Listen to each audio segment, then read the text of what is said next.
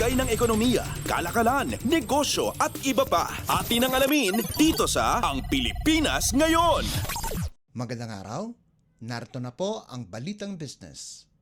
Nakatatang makipagpulong ang Department of Trade and Industry o DTI at mga industriya ng mga delata para pag-usapan ang pag-aalala hinggil sa pagkuha ng supply pagkatapos suspendihin ang import permits para sa mga klase ng mga isda na ginagamit nila. Sinabi ni DTI Undersecretary for Communications Jose Edgardo Sunico na ang pagpupulong ay karaniwan nilang ginagawa sa industriya, subalit nasa unahan sa listahan ng kanilang usapin ang paghinto ng supply. Hininto ng Department of Agriculture o DA ang pag-issue ng sanitary at phytosanitary import clearances para sa mga isda na ginagamit sa mga institutional buyers. Inulat ng DA na ang mga imported na galunggong, mackerel at bonito na para sana sa industriya ng mga nagdedelata ay ibibigay sa pampublikong merkado. Ang mackerel na para sana sa dilata ay hindi sinama sa import permit freeze. Una nang nagbigay ng babala ang Canned Sardines Association of the Philippines na ang supply ng dilatang mackerel ay posibleng mahinto dahil sa import freeze at posibleng tumaas pa ang presyo nito. Sinabi ni Agriculture Secretary Francisco Chu Laurel Jr.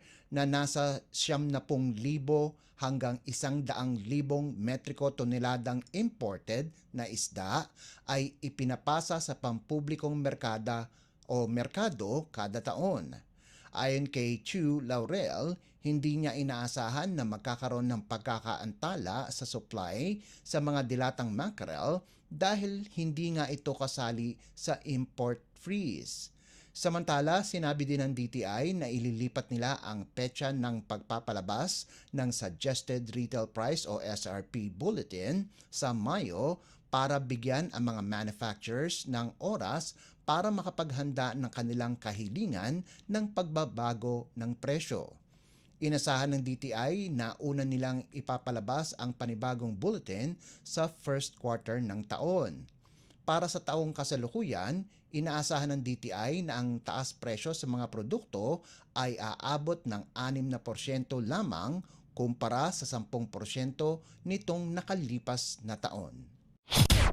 Lagay ng ekonomiya, kalakalan, negosyo at iba pa. Atin ang alamin dito sa Ang Pilipinas Ngayon.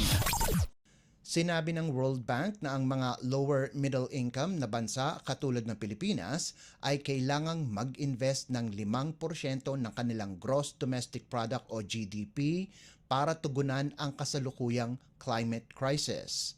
Ayon kay Ayhan Kose, Deputy Chief Economist ng World Bank Group at Direktor ng Prospex Group, ang pagdagdag sa investment ay makakatulong sa pagtugon sa mga hinahamon ng mga emerging markets and developing economies o EMDEs, kasama na ang edukasyon, kalusugan, human development needs, digitalization, infrastruktura at ekonomiya. Para naman sa mga low-income countries, sinabi ni Kose na mahigit 8% ng kanilang GDP ang kailangan nilang gastusin para sa climate change. Sinabi ng World Bank na kapag walang aksyon sa climate change, posibleng bumaba ang GDP ng Pilipinas ng 13.6% sa taong 2040. Layo ng Pilipinas na makuha ang upper middle income status sa susunod na taon na pasok sa inaasahan ng World Bank na mula 2025 at 2026. Ayon kay Kose, tatatag ang paglago ng Pilipinas, magkakaroon ng mas maraming trabaho at tataas ang sahod at pangkabuhayan kapag mas maraming investment ang ginawa ng bansa. Dagdag ni Kose na kapag pinabilis ang investment, posible itong makatulong sa mga naapektuhan ng klima, kasama na ang human development, poverty at inequality. Lagay ng ekonomiya, kalakalan, negosyo at iba pa. Atin ang alamin dito sa Ang Pilipinas Ngayon. Inaasahan ng Social Security System o SSS na ang kita nila ay lalagpas sa 100 bilyong piso ngayong taon.